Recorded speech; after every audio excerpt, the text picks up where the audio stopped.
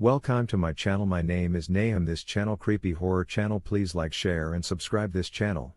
Another hungry mouth. Constance would not tell anyone who the father was. Not when her mother cried nor when her father yelled. Not even when her older sister, Emily, sat on her bed and held her in her arms, rocking her gently. Constance was 4 months pregnant when she told her family, and was already beginning to show. Emily was furious at herself for not picking up on the signs earlier: the baggy clothes Constance was preferencing over her usual tailored look, her out-of-control appetite, her strange secretiveness. It all seemed so obvious, now. Still, how could anyone have been expected to guess this? This was Constance, after all. Constance the meekly obedient. Constance the prim and proper. Constance the chronically shy. She was supposed to be the good daughter. And then, of course, there was that other thing. "But I thought you didn't even like boys." Emily pressed. Constance wrinkled her nose in distaste. "I don't," she replied emphatically. "But I wouldn't exactly call them a boy," she added with a sly smile. Emily jerked away in shock. "What?" she cried. Constance lifted a hand up to her mouth to stifle a giggle. "How old is this guy?" Emily asked, unable to keep the stern edge out of her voice.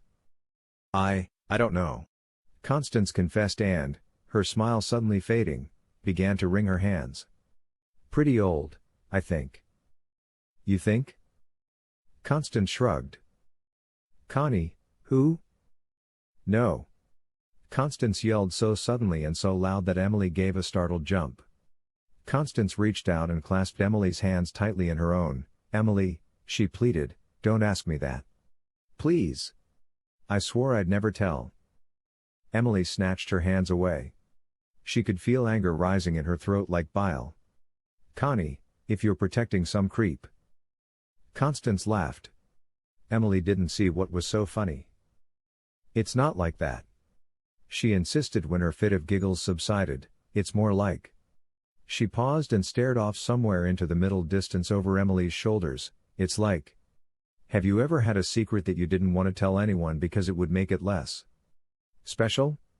Less yours?" Emily nodded slowly, although she wasn't at all sure that she had. Wasn't part of the fun of having a secret in telling it to somebody? "It's like that," Constance continued. "This belongs to me, and I don't want to share it with anybody." "Not even me?" Emily wheedled, but Constance just continued to stare at nothing, a soft smile playing at the corners of her mouth. The last few months leading up to Constance's confinement were tense, to say the least. Constance's condition could not be kept a secret for long and, in the way of small towns, once one person found out, the news spread like a virus, persistent and insidious. Rumors abounded about the identity of the father, and it seemed that no male with any link to Constance was exempt from having gleefully accusatory fingers pointed in his direction: her schoolmates, her teachers, and even her doctor. One particularly malicious gossip suggested that the reason Constance would not talk about the father was that it was her own father. When Emily heard this rumor, she tracked it back to its source, a pimply little boy in year 8, and delivered one devastating punch to his blemished features, earning herself a week's suspension and the boy a bloodied nose and split lip. Things were even more strained at home. Dinners had become a silent affair, with neither of their parents so much as glancing up from their plates to look at Constance. Emily had to grit her teeth in rage that the familial bond that linked parents and daughters could have proven to be so weak. What surprised Emily more than anything, though, was how unfazed Constance seemed to be by all of this. Where every whispered slur or raised eyebrow caused Emily to bristle, Constance breezed through her days with her head held high, as though completely oblivious to the shame that her family felt, that people expected her to feel. Amidst all the murk and mire and casual cruelty, Constance glowed. Emily had never loved her sister more. When the child arrived and Emily was finally allowed in to visit, she was dumbstruck. There was Constance, sweaty and tired-eyed but beaming, and in her arms a tiny, wrinkled form. Constance's son. James. Constance informed her without looking up. The fact that her little sister, her own Connie, had created this tiny person as though from nothing filled Emily with a quiet awe. When Constance finally tore her love-struck gaze from her new baby and looked up, Emily saw that her sister's eyes were filled with tears and she felt a lump rise in her own throat. The sisters' eyes locked and they were both overcome with a joy so bright and intense that it seemed like it would last forever. It did not. Failure to thrive was the term the pediatrician used, and what it amounted to was that, despite apparently feeding normally, James was not putting on any weight. In fact, over the next 12 weeks James dropped down to almost 200 grams below his birth weight. They ran all kinds of tests. Emily accompanied her sister and nephew to what seemed like an endless cycle of doctors' offices and waiting rooms and consulting suites, where sympathetic people with stethoscopes about their necks spoke in hushed tones of things like caloric retention and metabolic demand.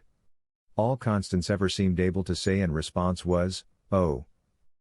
As days passed, all Emily could do was watch as her sister grew paler and more anxious. As James lost weight, Constance, too, seemed to diminish. She became absent-minded and vague, forgetting tasks part way through and often trailing off mid-sentence. She drew it on herself until she had little more substance than her own shadow. Emily wanted to help Constance, but it was like she could no longer reach her. With every day Constance sank deeper and deeper into some dark pit and, however hard she tried, Emily just couldn't follow her. All the tests came back negative, and with every result Emily saw relief fighting with anxiety in her sister's drawn face. So James didn't have cystic fibrosis or diabetes or hyperthyroidism. But what was wrong with him?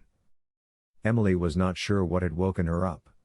She lay there for some time in the early morning chill, staring blankly at the ceiling while a sense of dread slowly crept up on her, starting as a feeling of discomfort in her belly and culminating in a dull thudding in her breast. It was then that she noticed the sickly yellow light seeping in under her bedroom door. She rolled over to face the glow and noticed, as she did, that her alarm clock displayed 2:15 a.m. too late for her parents, and too early for Constance, surely. Reluctantly, Emily dragged her sleep-heavy body out of bed and shuffled toward her bedroom door. When she opened it she saw that the source of the light was not one of the other bedrooms but, rather, the kitchen across the hallway. Grumbling to herself, Emily made her shambling progress towards the kitchen where she found the fridge door wide open and humming slightly. Still groggy, she vaguely noticed that the fridge's contents were in a greater state of disarray than usual, before closing the door and making her way back to her bedroom. Halfway down the hallway, Emily halted as she heard a noise coming from Constance's room, a soft susurration. She recognized her sister's voice, but the pitch was too low for her to make out the words.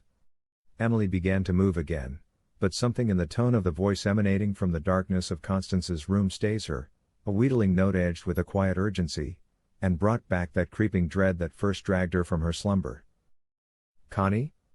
Emily asked anxiously as she opened the door. When she heard no response, just a continuation of Constance's hushed whispers, Emily flicked on the light. Constance was bent over James' crib and it took several moments before she straightened up and, blinking at the light, turned to face her sister.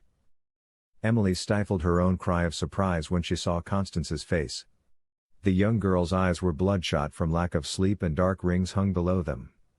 It was not this that took Emily aback, however, but the expression in those strained eyes. A startled, trapped look almost feral in its intensity flickered across Constance's eyes, rendering the familiar features alien to Emily. It was Constance who broke the silence. "He won't eat," she said to Emily, her tone desperate. "I don't know what he eats." Emily's eyes darted down, and she saw that her sister was clutching something tightly in her right hand, a lumpy mass that dripped on the rug. So incongruous was the sight that Emily did not immediately register what it was. A raw steak. Emily stared in mute shock while her mind reeled. What was Constance doing with that meat? What was she thinking? Emily swallowed a lump in her throat and then began, slowly and with soothing noises, to advance on Constance. "Shh, Connie." She crooned gently, "Shh." When Emily reached her younger sister, she took her hands, which she saw then were trembling violently, in her own, surreptitiously removing the slab of meat and placing it on the changing table. She glanced down into the crib and noted that James seemed to be sleeping soundly. Gently, she guided Constance back to her bed and persuaded her to lie down. Once she was beneath the covers, Constance began to weep softly. I don't know what he eats, she choked out between sobs. Emily stayed seated on the edge of her sister's bed and stroked her long, dark hair until she fell asleep. That feeling of uneasiness stayed with Emily all through the next day. It was Saturday and her friends wanted to go to the movies, but she blew them off. Her parents were both away for the weekend and the idea of sitting there in the dark while Constance stayed home alone with James was intolerable to Emily. Instead, she spent the entire day just hanging around the house, unable to commit herself to any activity for more than a few minutes. She found herself hovering around Constance and watching her critically. She couldn't seem to get out of her head that image of Constance standing over James' crib with the lights out clutching a chunk of meat. For her part, Constance behaved as if the previous night had not happened at all. She changed James and bathed him. She gave him his formula and even played with him on the lounge room floor, tickling his feet and blowing raspberries on his too flat tummy. She would lift him up in the air and kiss his middle almost as if, for a moment, at least, she did not notice the worrying concave of her son's belly. As Emily watched Constance, however, she could not keep herself from thinking that her sister's smile looked strangely painted on and that there was something more than just fatigue behind her red-rimmed eyes. Emily slept fitfully that night. Her sleep was disturbed by strange nightmares that, although she forgot their content almost immediately after she awoke, left her feeling shaky and disoriented. When a sudden wail from James pierced the night, Emily immediately sat bolt upright, then propelled herself out of bed almost before she had registered what the sound was. She had heard James' cries often enough to be familiar with them, could even tune them out most nights, but they were different this time. These cries were much, much louder than normal, but also strangely wet. It was as though the infant were choking on some sort of fluid. Emily threw the door to Constance's room open. "Connie, what's wrong?" she gasped, feeling with each breath that she may choke on her own heart. She was in such a rush she forgot to switch on the light as she charged through the door and towards her sister. "I heard." "Oh!" came Constance's startled cry as she dropped something to the floor. "A bloody kitchen knife." "What? What have you done?" Emily whispered. She took a step toward Constance, then turned and ran up to the crib, where James had suddenly stopped his piercing wails. Emily, shaking now, stared down at her nephew. There was a red jagged line that ran along the child's belly, starting at the base of his throat and running all the way down below his navel. To Emily's horror, the gash began to gape, exposing a bloody, red interior out of which protruded the shattered remnants of James' rib cage, now just jagged fragments of bone. "Oh my God, Connie! What have you done?" Emily braced herself against the side of the crib as she fought off waves of nausea and disbelief. She felt her head spin and her vision begin to blur as her breath caught in her throat, but still she could not tear her eyes away from her nephew's twisted form. After what seemed an interminable time, Emily's breath returned to her, though it was shallow and ragged. As her vision cleared and adjusted to the faint light that filtered in from the open curtain, she realized that she had made a mistake.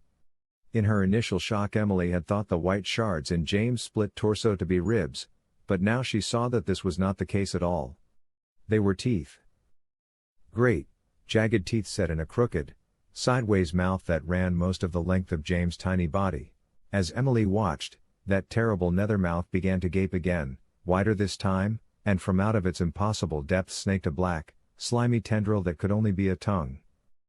Letting out a strangled cry, Emily stumbled backward, then watched as the tongue rose up and out of the crib, flailing back and forth as though tasting the air. The tongue reached all the way to the changing table and began to tap on its surface, exploring. It was only then that Emily saw the rat, a fuzzy mound lying on the changing table, its head crudely cut off.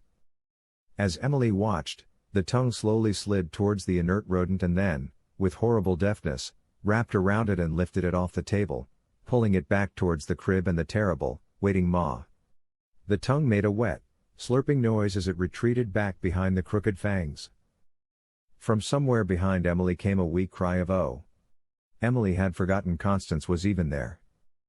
Emily turned and saw Constance standing there, her hands clasped so tightly together that the knuckles were white. Her moist, febrile eyes glittered in the dim light. Emily saw that there was no fear in those eyes. Only wonder. "Oh, Emily!" Constance sighed again, then continued rapturously, he looks just like his father.